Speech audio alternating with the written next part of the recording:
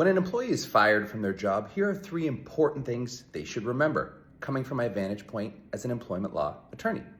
First, employees often don't realize that many companies violate the law when they fire an employee and don't pay their wages properly.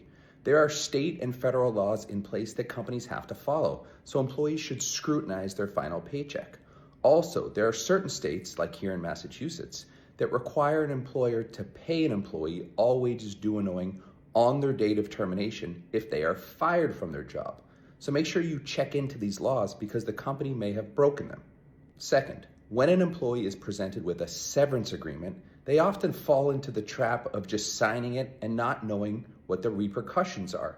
You should absolutely do your homework because this will have serious ramifications if you have legal claims and, depending on what state you're in, on your unemployment benefits. So do your homework, speak with an attorney before you sign anything. And third, employees should understand when their health insurance ends. In some instances, health benefits are cut off on the same day the employee is fired.